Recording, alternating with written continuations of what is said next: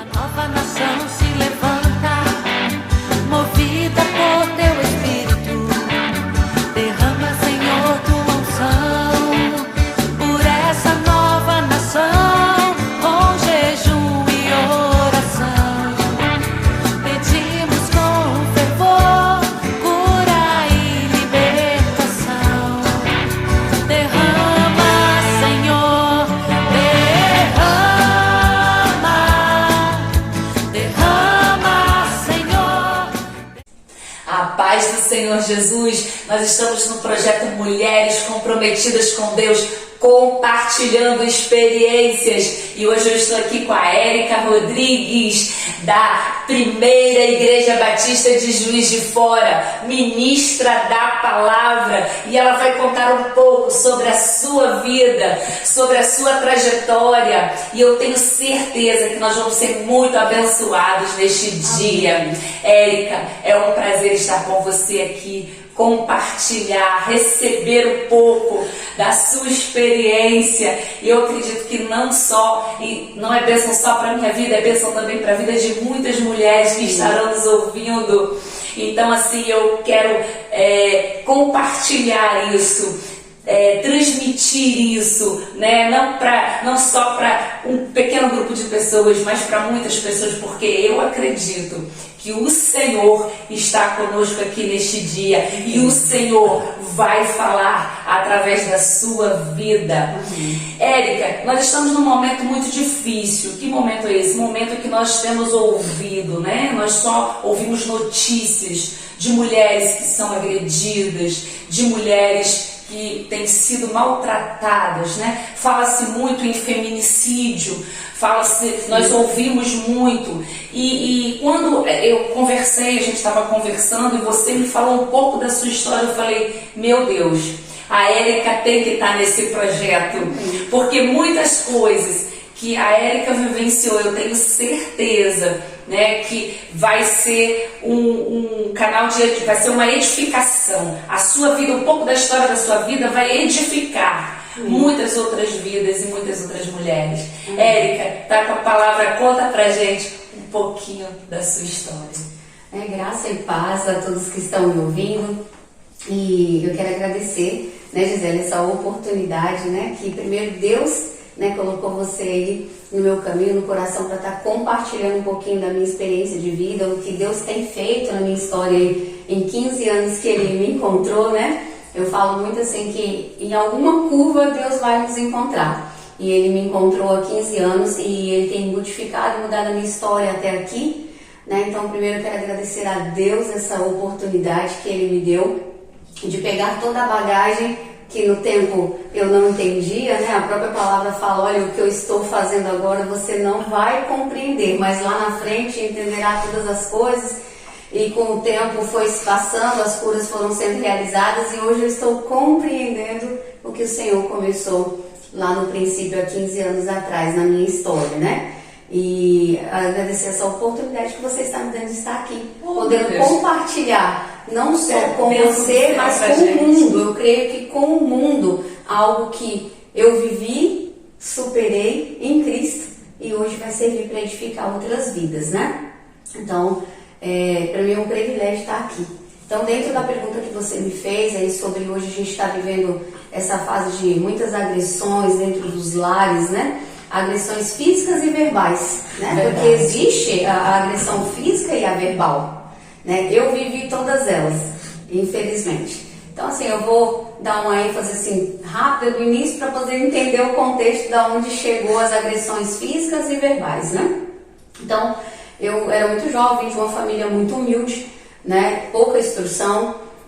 Não culpo os meus pais por essa falta de instrução, porque a gente só dá o que tem. Então eles me deram tudo que eles tinham, né, de instrução, mas eles me deram uma instrução de caráter, de pessoas boas, mas a própria palavra fala que as más companhias corrompem os bons costumes, né? E a gente sempre vai ser a média das pessoas que a gente mais convive. Então, a escola, as amizades de coleguinha, né, da idade, aos 13 anos eu conheci uma pessoa, que foi o meu namorado, E aí eu tive com ele relações sexuais na minha infância, né? Não vou nem dizer adolescência, né? Porque de 13 para os 14 anos a gente é criança. E eu via engravidar e meus pais não souberam lidar muito bem com essa situação, né? Então eu saí de casa muito jovem, aos 14 anos de idade eu fui morar com essa pessoa, que é o pai dos meus filhos, né? Eu tenho 3 filhos, vivi com ele 23 anos. Apesar de todo o contexto, eu ainda vivi com ele 23 anos porque eu tinha uma mentalidade de família. Eu queria muito provar para os meus pais que eu não tinha errado, que eu não tinha me enganado, né? Então, apesar da decisão deles for ter deixado eu ir embora grávida aos 14 anos morar com uma pessoa, que também era muito jovem, né? Eu estava com 14 e ele com 16 anos, dentro da educação que eles tiveram, eles não souberam lidar com esse momento há 27 anos atrás, né? Isso já se passaram 27 anos. Então eu fui morar com essa pessoa, era o amor da minha vida no momento, né? Uma criança apaixonada, né? E aconteceram várias coisas porque vieram outras responsabilidades, como o filho. Ele não entendeu essa responsabilidade na vida dele, então ele ainda queria curtir a vida, aquela coisa toda. E vem os impasses da briga, né? Eu saía pra festa e eu brigava quando chegava. Por quê? Porque eu estava com a responsabilidade do filho. Eu também não entendia o que estava acontecendo na minha vida. E por eu ter travado a minha mente de que a minha família não me apoiou e eu não tinha ajuda deles, então eu literalmente vivi com essa pessoa dizendo, ele é a única coisa que eu tenho nesse momento, né? Então eu quero explicar esse contexto para as pessoas compreenderem por que eu suportei tantas coisas durante tanto tempo, né? Então assim, a primeira vez que eu fui agredida por ele foi aos 16 anos, nós já estávamos juntos há 2 anos, né? E o meu filho já estava com 2 anos, que é o Júnior, e devido a uma traição dele que eu descobri, a gente acabou discutindo e no calor da discussão ele me agrediu fisicamente. Foi a primeira vez que eu permiti que ele me agredisse, né? E aí aquele contexto, né? Como eu disse que pra mim eu só tinha essa pessoa na minha vida, eu passei uma noite inteira chorando, pensando como seria o outro dia. E é interessante que você coloca a frase, Érica, e me chama a atenção, quando você fala, eu permiti. Né? Sim. E ontem nós estávamos conversando um pouco acerca disso, e você falou também um pouco sobre perdão. Dá um pouco sobre isso. Quando eu cito a palavra eu permiti, é porque hoje eu já tenho todo esse entendimento, tá? Na época eu não tinha.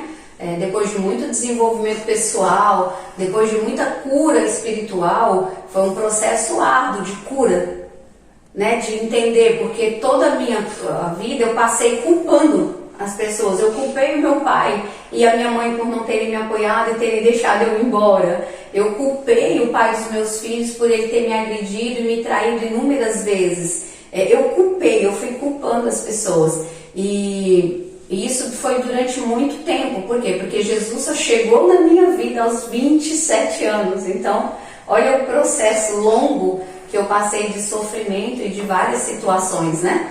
E hoje, quando eu falo eu me permiti, eu já vou entrar nessa parte, porque hoje eu cito dessa maneira por causa de toda a compreensão que eu já tenho da história, né? Da história que eu vivi.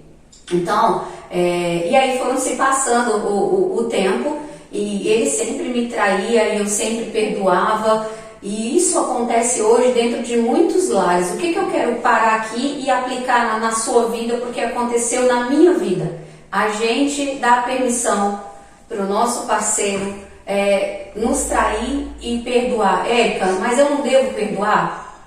Isso é algo pessoal de cada um. Mas a gente deve perdoar sabendo se o outro está arrependido de verdade. Porque eu entendo assim, a pessoa só se arrepende depois que é descoberto. Ele não se arrepende antes para vir te pedir perdão, olha, eu errei, foi um deslize, não vai mais acontecer. Não, a pessoa se diz arrependido depois que ele é descoberto, né? Então, se ele verdadeiramente não se arrependeu para abandonar o erro, abandonar o pecado, ele vai continuar fazendo, ciente de que você vai perdoar todas as vezes. Então a gente precisa analisar todo um contexto, todo o ambiente, porque cada vida é um caso, cada um é uma situação, né? Eu não estou generalizando, estou falando para ninguém, separa, não perdoa. Não. Cada caso é um caso e cada um tem que avaliar a vida que tem com o seu cônjuge, né? Ou com o seu namorado. Eu entendo assim, se você está namorando e o cara te traiu, então ele não é de Deus para sua vida, é melhor você abandonar enquanto ainda há tempo, né? Porque Paulo fala assim, se você está casado, permaneça casado. Mas você que é solteiro, fique solteiro como eu, né? Paulo fala isso, então quer dizer, se você decidiu ter um relacionamento, faça tudo para esse relacionamento dar certo, né? A gente tem que abrir mão de algumas coisas, tem que conhecer o parceiro, porque eu falo que Deus é algo assim inexplicável. Ele pega duas pessoas diferentes e coloca dentro de um teto e fala agora. Né, aprendam a se relacionar. Eu falo que no namoro tudo é muito bom, tudo é muito flores, por quê? Porque você só se encontra para namorar. Não é? E aí você entendeu essa questão, né? E você falou que sofreu essa primeira agressão. Sim. Aí depois dessa primeira agressão. Depois dessa primeira agressão, então aí começaram os fatos. Todas as vezes que ele chegava bêbado, que a gente discutia, ele se achava no direito de me agredir, porque eu não reclamei com ninguém, eu não contei pra ninguém, né? E aí os anos foram se passando, e aí infelizmente através desse relacionamento que eu só tive ele a vida toda, eu experimentei de tudo que eu não deveria, né? Ele começou a usar drogas, aí entrou o lance das drogas, né? Ele começou a usar drogas, então ele passava mais tempo na rua e eu não entendia. E como eu era obcecada por ele, eu queria muito a atenção dele, eu queria muito que ele ficasse comigo. Então, ele me ofereceu a droga e ele falou assim que se eu começasse a usar com ele, ele já não iria mais para a rua. Então, eu aceitei a usar drogas com ele para que ele passasse tempo comigo. Esse realmente foi um tiro, né, na nuca, um tiro certo. E aí eu comecei a utilizar cocaína com ele, né? Foi o uso da droga que eu fiz. Algumas vezes aleatoriamente, outras vezes já mais vezes, porque toda vez que ele trazia, né? A gente acabava utilizando e comecei a beber. E assim, ninguém sabia desse contexto, porque esse era um segredo meu e dele. E o seu bebê nisso tudo? Você... Então, o meu filho, ele ficava muito na casa da avó, né? Então, na maior parte do tempo... às vezes estava de ressaca no outro dia, as pessoas sempre achavam que era bebida, né? Ninguém ia imaginar que um casal estava de acordo em usar drogas juntos. Então eu passava muito mal, tinham várias situações. E aí se passaram 7 anos e eu tive uma segunda gravidez. Que é a minha filha quando tudo Juliana, aconteceu, né? Que é a minha filha Juliana, não, a terceira, né? Quando a gente chegou foi na na terceira, né? A Juliana, eu engravidei da Juliana, o meu ex-marido, ele não tinha esse entendimento de que eu estava grávida, e mesmo grávida ele fazia usar drogas. Nossa. Então essa gravidez, né, foi uma gravidez assim que foi bem conturbada. Na época eu estava desenvolvendo, como é que fala? Não é bulimia. Que é quando a gente está muito magro, me fugiu a falar. Anorexia. Isso. As pessoas achavam até que eu estava anorexa, porque eu pesava 50 quilos, estava usando um manequim 34. E era devido ao excesso do uso de drogas, né? E ninguém sabia. Até mesmo porque eu nunca tive essa conduta de a Érica parece uma drogada. Não, eu sempre fui uma mulher muito responsável, muito trabalhadora. E era essa visão que eles tinham de mim. Entendi. Né? Então, todas as vezes que eu tentava sair, ele falava assim, então eu vou contar para todo mundo o que você faz. Entendi. Então, ele me aprisionou durante muito tempo, porque eu tinha muito medo do que as pessoas iriam pensar a meu respeito. Né? Então, eu fiquei presa nisso durante muitos anos por causa disso. Érica, ele deixou de te agredir, de te trair? Não, não deixou. Né? E aí, depois dessa segunda gravidez, né? Porque você narrou, teve essa segunda gravidez. Sim. Aí continuou ele te agredindo, ele te Sim, aí durante a gravidez da Juliana, eu usei droga durante a gravidez praticamente toda, né? Da segunda. Da segunda, Juliana. E aí a Juliana nasceu, e quando a Juliana nasceu, aí eu arrumei um bom emprego, né? Eu fui introduzida num outro nível de pessoas e num outro nível financeiro também. Entendi. E aí, Érica, as coisas melhoraram? no contexto hoje, visualizando, pioraram. Por quê? Porque eu tinha mais dinheiro para usar droga, eu tinha mais dinheiro para gastar, que eu nunca tive, né? Se ter que vir de uma família humilde. Então eu fui morar num bairro melhor, eu comprei carros, fiz viagens, e aí esse tempo eu achava que eu estava vivendo o melhor tempo da minha vida. Por quê? Porque como eu tinha todo esse contexto, então ele passava boa parte do tempo comigo mesmo, né? Porque tudo estava muito bem. Certo. Então, o pecado, ele é um prato de podridão. Ele se apresenta bonito, mas por trás de tudo isso é um prato de podridão, né? A gente tem até um exemplo bíblico de Sansão, quando ele mata o leão e ele vai embora, e quando ele está voltando para a cidade dele, o leão está morto, mas foi criado um favo de mel dentro do leão. E aí ele é proibido, né?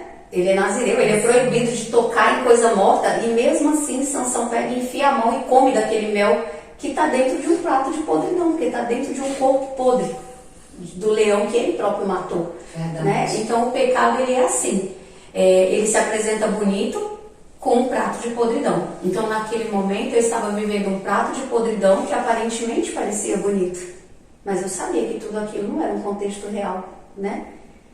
Mas dentro do que eu estava vivendo, para mim estava tudo perfeito. E aí você ficou nesse ciclo, né, usando drogas, as traições, as brigas, as agressões permaneceram. E aí aconteceu a terceira gravidez. Aí o que aconteceu? Nesse contexto todo, aí Deus começou a trabalhar.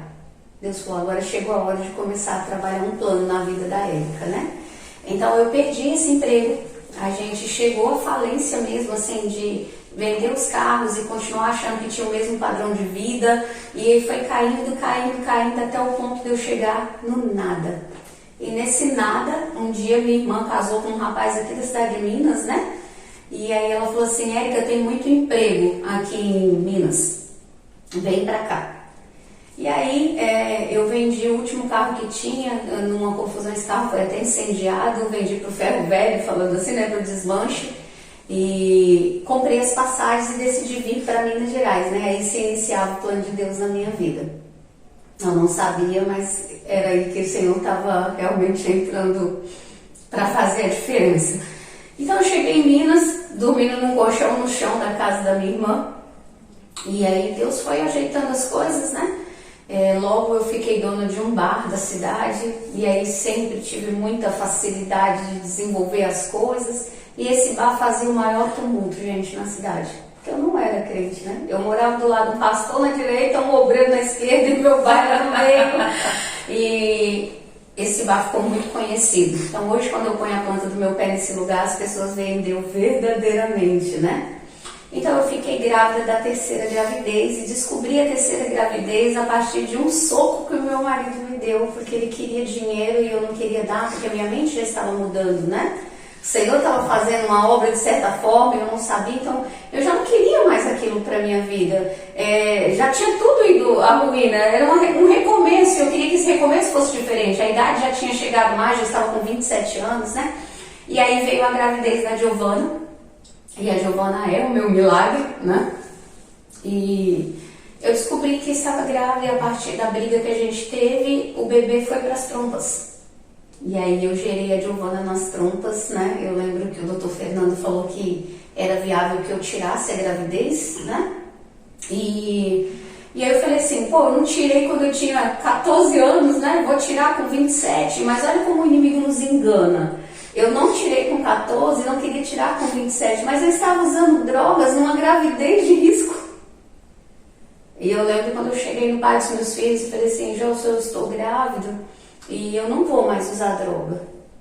E aí uma irmã minha se converteu em São Paulo, né? A Iralva, realmente ela é minha mãe espiritual. O Senhor usou a vida dela, eu estava no meio de um monte de crente, olha isso, né? E Deus usou a vida dela para chegar até mim. E assim, quando a minha irmã se converteu, a primeira coisa que Deus colocou no coração dela é procura a Érica, porque ele já sabia tudo o que estava acontecendo comigo. E ela me enviou uma carta dizendo esse louvor, né, que eu falei, conversei com você ontem. E eu não entendia nada, mas ela falou, vai pra igreja. E aí eu fui pra igreja, cheguei lá, gente, na igreja, não entendi nada, sentei no cantinho. Né? Falei, o que eu tô fazendo aqui? Eu sou a mulher do bar, né? A mulher que todo mundo conhecia como o Bar do Paulista. Tinha chegado de São Paulo, fazendo uma quebradeira em cidade pequena. E voltei pra casa.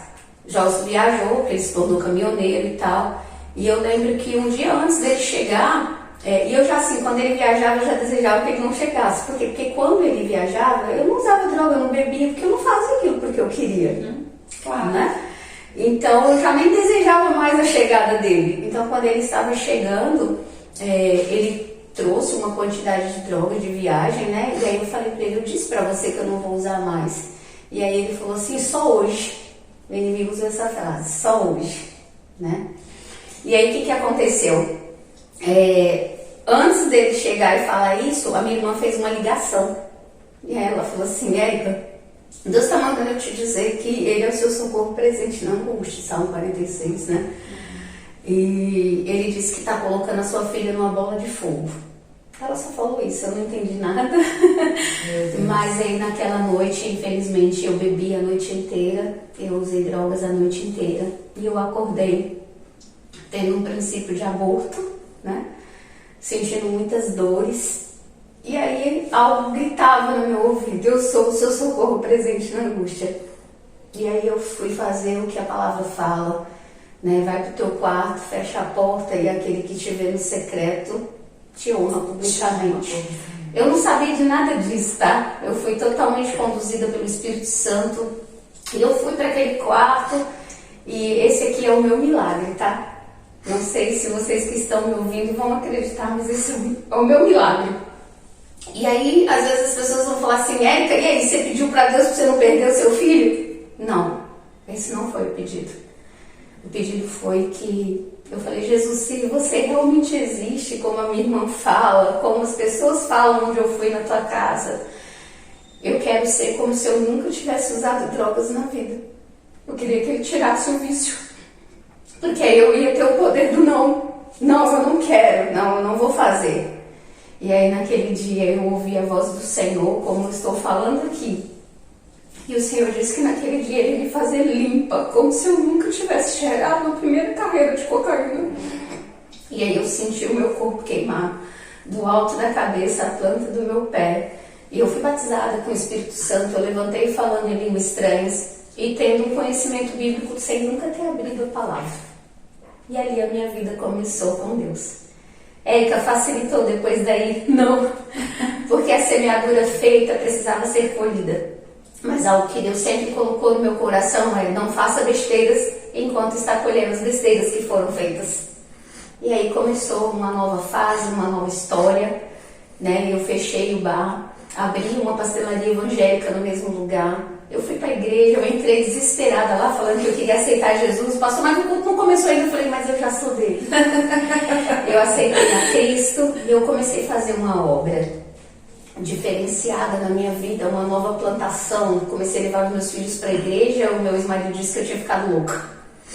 Eu mudei as vestes, eu mudei o comportamento, porque o Espírito já habitava em mim, né? E para honrar o Senhor neste lugar, como eu falei, um bar que era baderna, virou uma pastelaria evangélica chamada Renascer em Cristo, porque eu tinha renascido em Cristo. Eu fiquei lá quase um ano ainda, fiz um culto de ação de graças no meio da rua, o prefeito me deu um alvará para fechar a rua e eu honrei o nome do Senhor, né?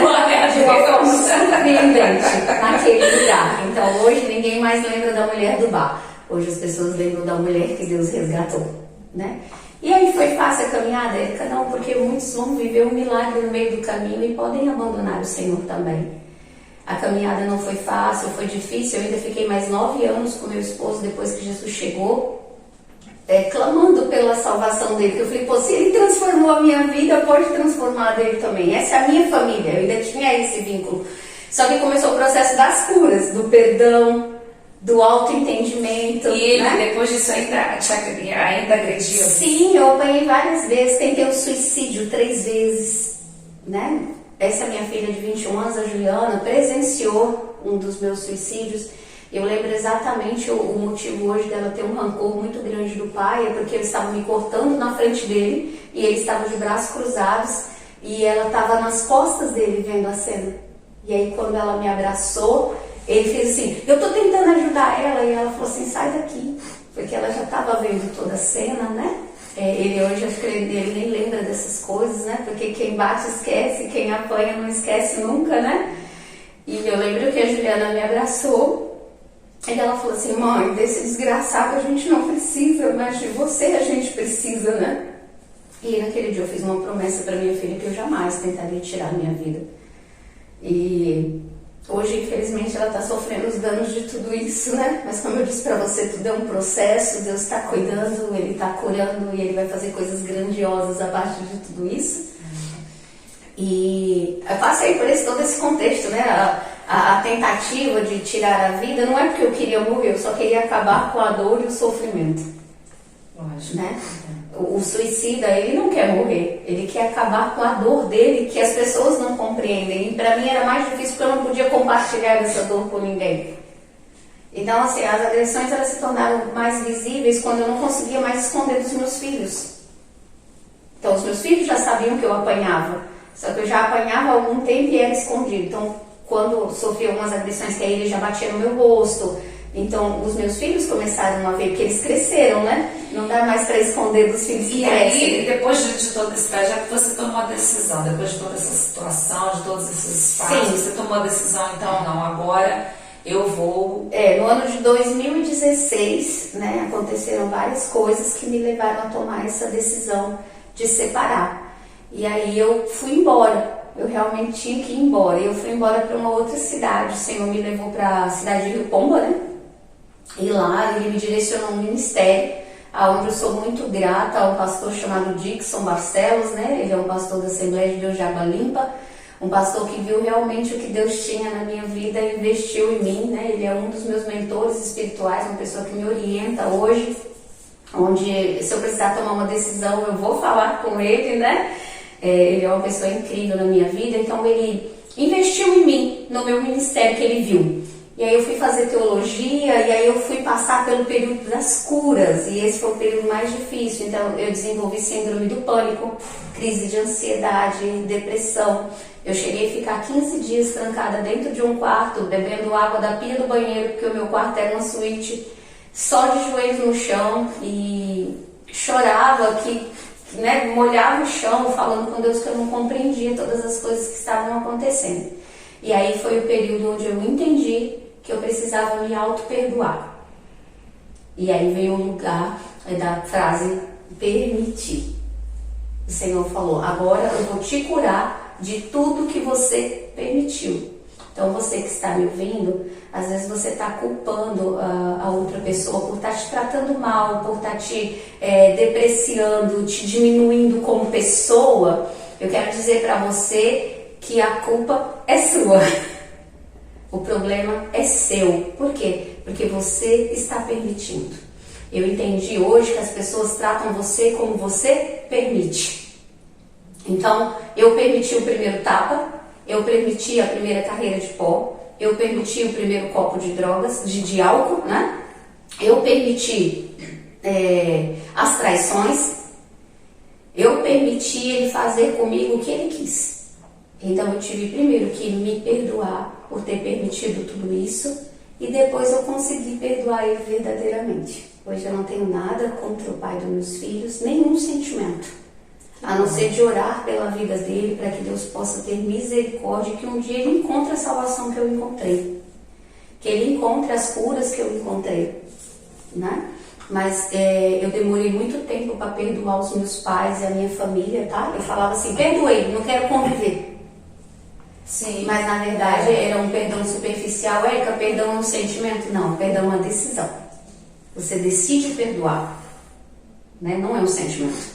Eu tomo a decisão de perdoar algo que alguém me fez, e aí depois isso vai gerar um sentimento. Se eu quero conviver com ela, ou se eu prefiro me afastar porque ela me faz mal, de certa forma, né?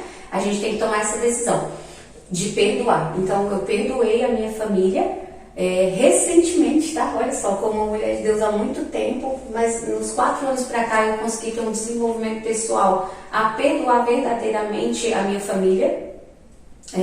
Pouco antes do Senhor recolher a minha mãe, eu senti que eu tinha perdoado dela de verdade quando eu comecei a ter prazer em frequentar a casa dela. E aí eu fui passar umas férias com meu filho na praia e eu passei pela casa dela e naquele dia eu abracei a minha mãe e eu não sabia que ali seria o último abraço, né? E naquele dia eu abracei a minha mãe e ali eu falei, eu perdoei minha mãe de verdade. Porque eu vi o orgulho que ela tinha e assim, a dor que ela teve durante muito tempo de não ter podido me ajudar em tudo que eu passei. E na verdade, a culpa não era dela, foi minha, porque eu me distanciei.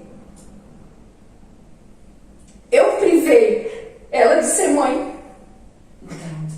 Então eu fiquei muito tempo dizendo, não tenho mãe, não tenho família. Eu privei eles.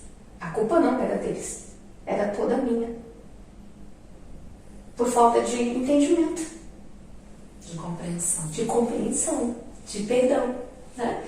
Então, eu vi a minha mãe ter muito carinho pelas minhas irmãs e aquilo doía. Mas eu não deixei ela ser mãe. Por causa da minha dor. Por causa das minhas más escolhas.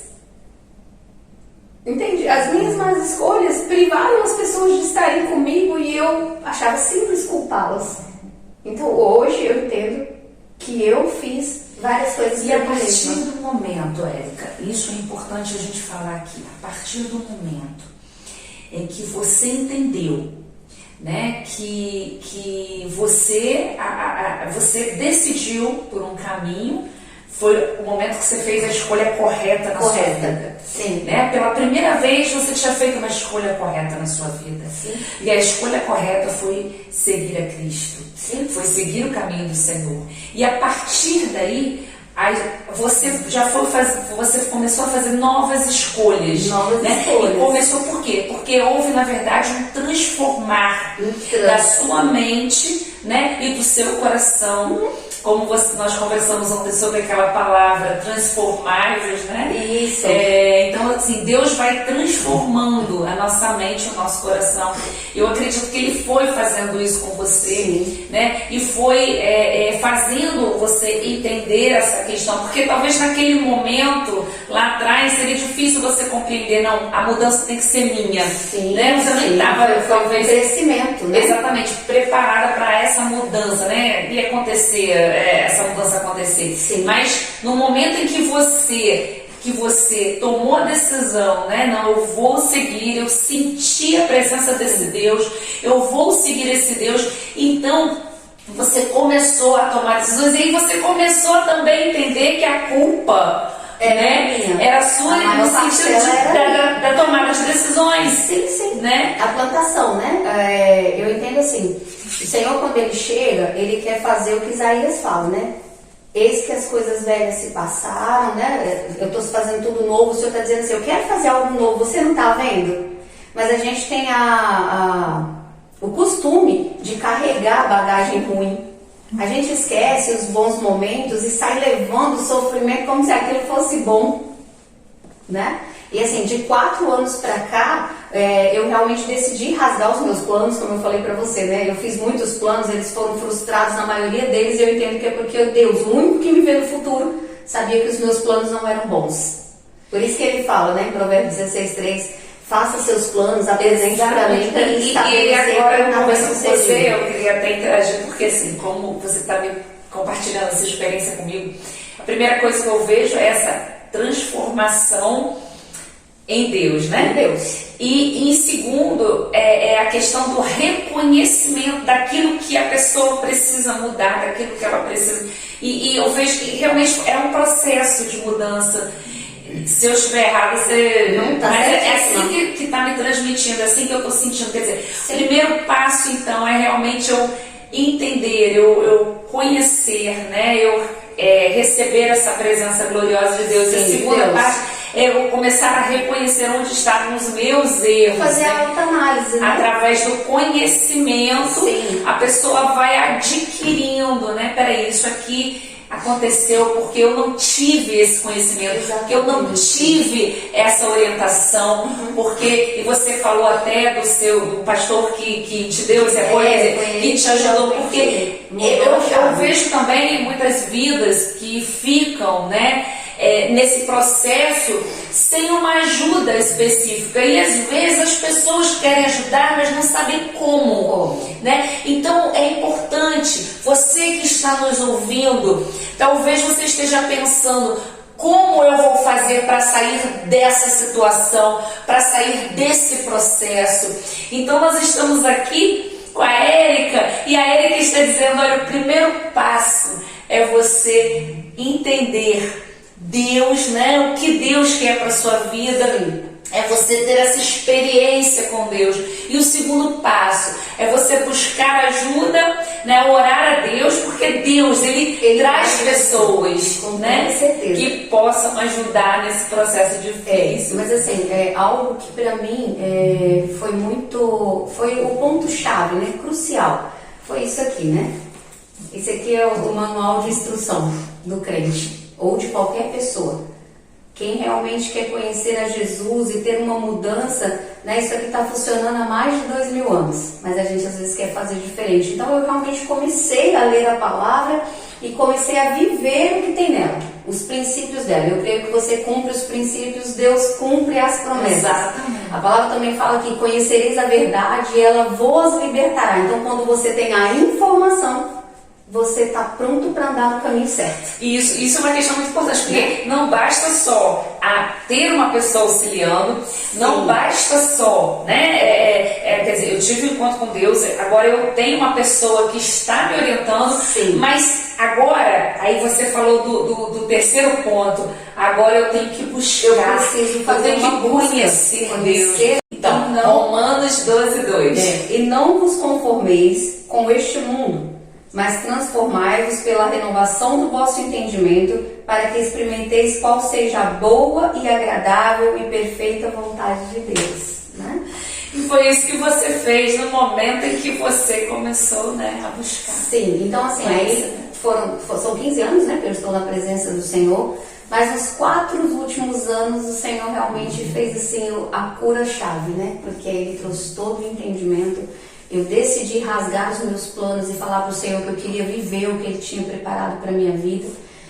Salmo 139:16 diz que quando a gente ainda era substância informe no ventre das nossas mães, Ele escrevia tudo ao nosso respeito, até as coisas que nem haviam de ter conhecido ainda, né? Ele fala, só que as nossas escolhas e decisões nos levam a andar por caminhos tortuosos, mas hoje, verdadeiramente, eu não tomo uma decisão sem dobrar os meus joelhos. Primeiro eu consulto a Deus, e depois Ele me direciona o que eu tenho que fazer. A palavra diz ora e ação. A gente ora e entra em ação para ver as coisas acontecerem, né? Não dá só para orar e esperar cair do céu.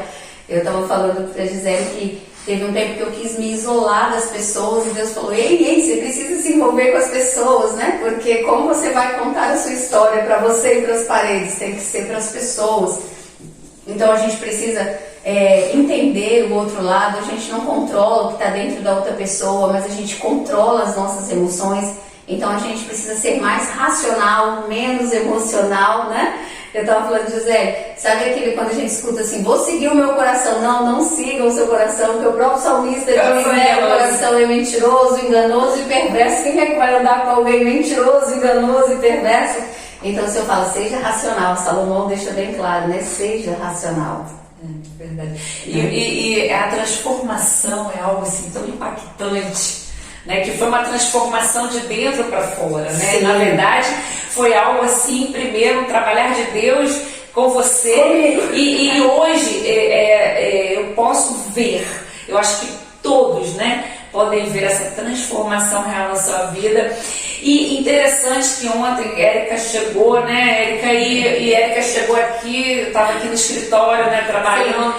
E eu falei assim, Érica, vamos lá no salão comigo, né? Vamos lá fazer uma escova no salão. E aí, Érica, e quando nós chegamos lá, Érica, aonde ela coloca a planta dos seus pés, aonde ela coloca a planta dos pés, verdadeiramente, ela fala de Deus, E Deus começa a trabalhar de uma maneira muito natural, muito natural. E as pessoas que estão à volta são impactadas por isso. Eu fiquei ali, eu falei assim, meu Deus, sentada ali, eu falei, fala mais, Realmente assim, o Senhor me deu um dom, né? Eu falo que hoje eu estou literalmente alinhada com o meu propósito e sei qual é o meu destino. Então, quem vive de propósito não aceita mais propostas, né?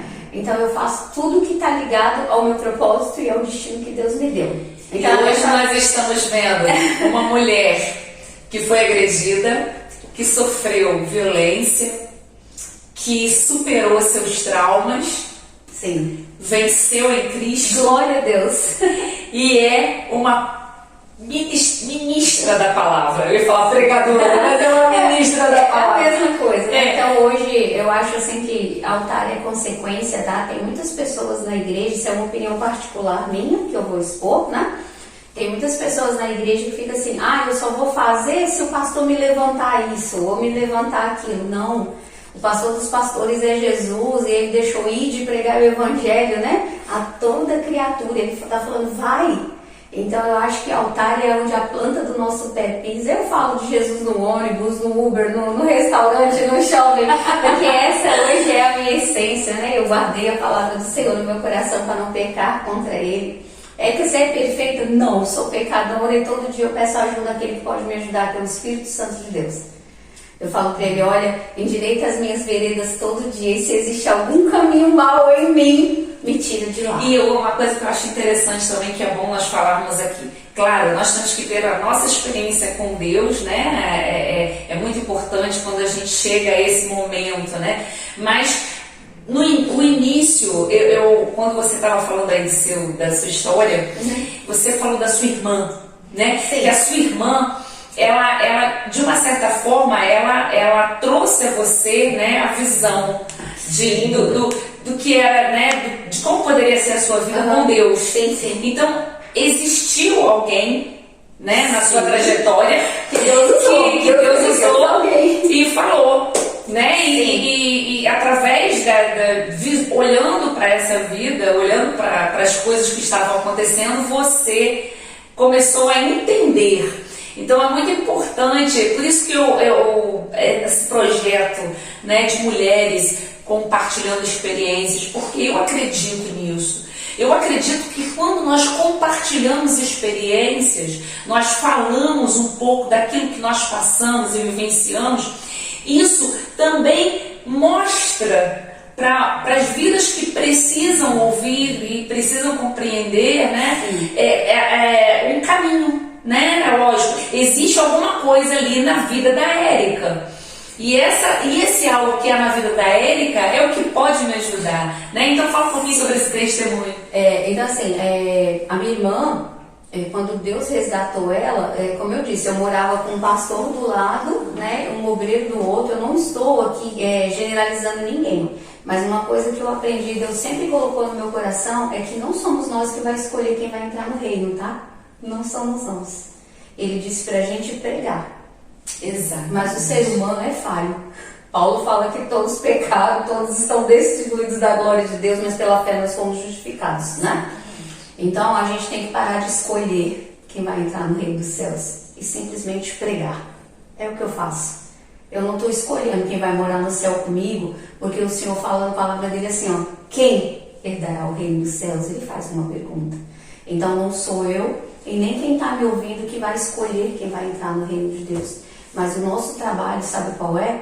Pregar o Evangelho, contar as boas novas. Eu estou aqui contando as boas novas, né? Eu errei na adolescência, eu tinha tudo para dar errado. O Senhor falou, até no teu erro eu vou usar. Deus não desperdiça sofrimento. Sofrimento é ferramenta para crescimento. Verdade. Eu poderia estar aqui me lamentando da vida que eu tive, mas eu estou aqui glorificando o nome de Deus, dizendo que Ele muda a história, que Ele transforma, que Ele restaura, que Ele restitui, que Ele cumpre promessas, se você cumprir princípios. Hoje eu estou colhendo uma plantação feita no meio do caminho, e aí eu digo de novo, não faça besteiras enquanto está colhendo as besteiras que foram feitas. Quando Jesus chegou, eu colhi muita besteira feita. mas eu sabia que eu estava plantando coisas novas. Salmo 126 diz que aquele que vai semeando e plantando no meio da dor, chorando, vai voltar colhendo seus molhos. Né? Então, continue plantando na dor. Continue plantando mas na plante dor. o que é bom. A gente veio no mundo para servir, não para ser servido. Então seja relevante na vida de alguém.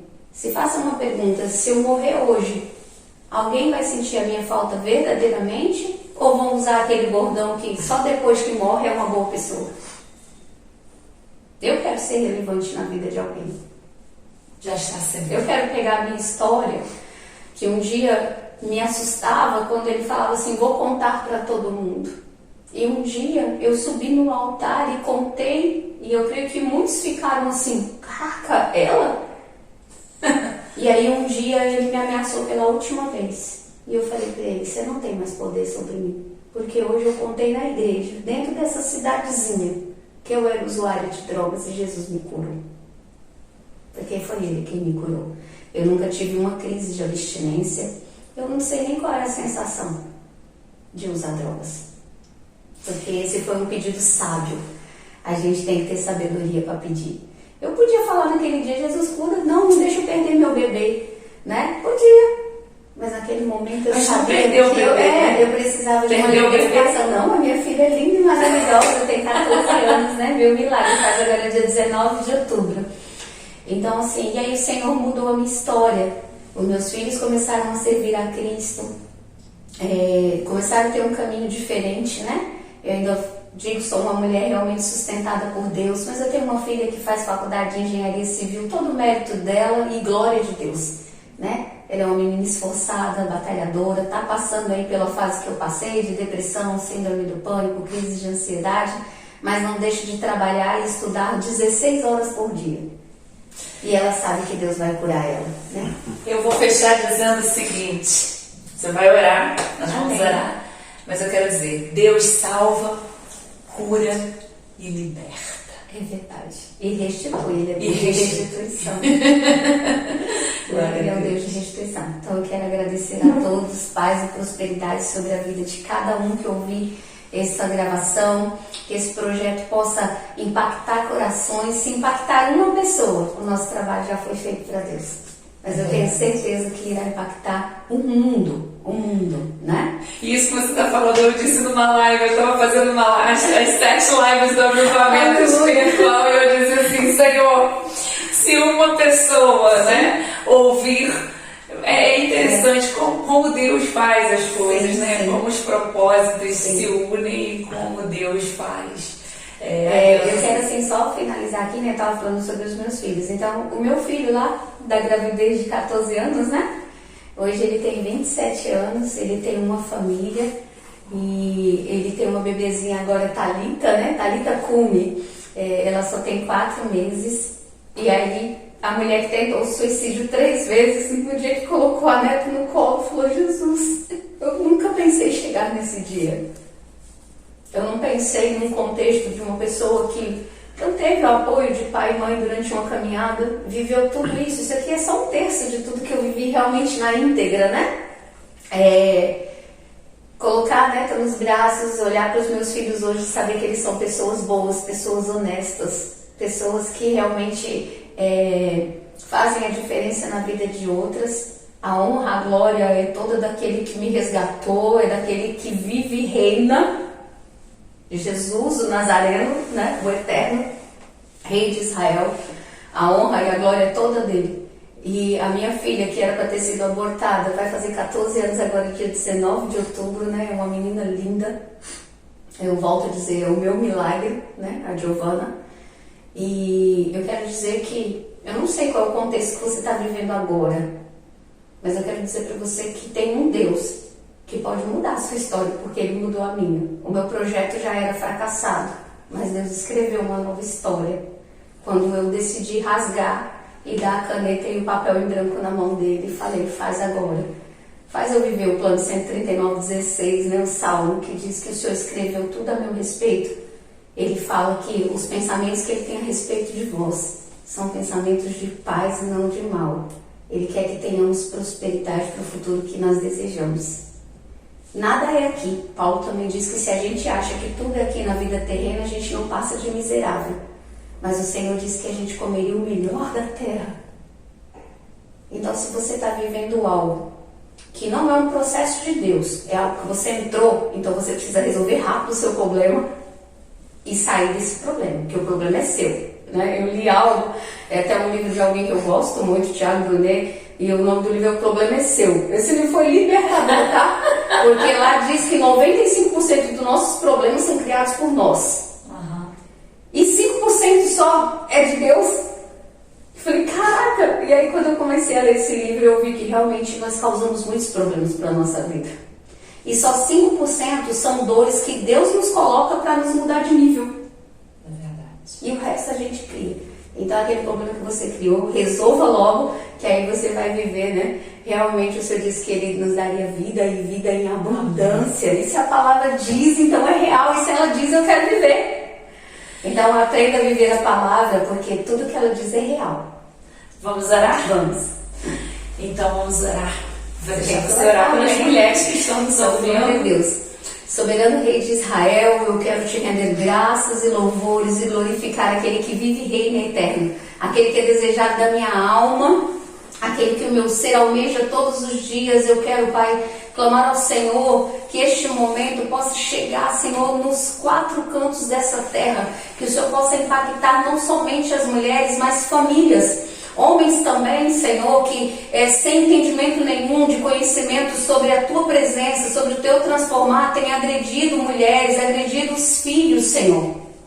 Seja fisicamente ou verbalmente, porque os filhos também sofrem com as situações de suas mães. Os meus filhos sofreram. Então, Senhor, eu quero neste momento clamar que os Teus anjos sejam acampados nos lares de todo o mundo. E que nós possamos repreender na autoridade do Teu nome agora toda ação maligna. Que as portas do inferno sejam fechadas, Senhor, sobre a família, porque família é um projeto de Deus.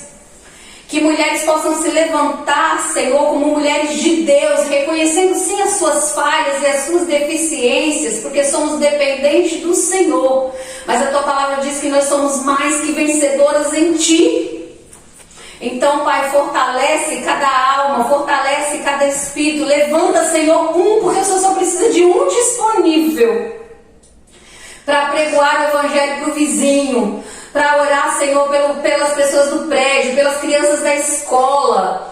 A gente está esperando status, Senhor, para dizer, vou fazer quando eu for. Não faça agora, com o pouco que você tem, dê o seu melhor. Fale de Jesus para sua vizinha, fale de Jesus no mercado, fale de Jesus onde precisar, porque pessoas estão sofrendo, porque não ouviram falar o nome daquele que vive, daquele que salva, daquele que cura e liberta. Levanta, Senhor, servos comprometidos com a Tua obra. Levanta corações, Senhor, obedientes. O Senhor disse que tiraria o coração de pedra e colocaria um coração de carne. Então que nós tenhamos, Pai, compaixão e empatia com o nosso próximo. Que nós venhamos perdoar, Pai, porque perdão, falta de perdão é um copo de veneno que bebemos todos os dias. Que tenhamos paz no Senhor e a paz de Deus que excede todo entendimento. Que possamos trazer à memória aquilo que nos dá esperança. Então, Pai, assim como diz o Salmo 121, que o Senhor protegeu Israel, proteja todos os lares, Pai, dos 4 cantos dessa terra. Que haja proteção, que haja paz, que haja provisão. Que haja, Senhor, a Tua presença, que haja salvação, cura e libertação, para a honra e glória do nome santo do Senhor Jesus. Eu já te agradeço, Senhor, por tudo que o Senhor fez, por tudo que o Senhor está fazendo e por tudo que o Senhor ainda irá fazer. Que eu possa, Pai, ser relevante na vida das pessoas, que eu não venha dormir sem fazer a diferença na vida de alguém todos os dias, para que o Teu nome possa ser glorificado através da minha vida. Em nome de Jesus. Amém. Essa é uma oração que eu faço de gratidão. Em nome de Jesus. Amém. E conhecereis a verdade. E ela E a vos verdade libertará. vos libertará. Um grande abraço e até a próxima.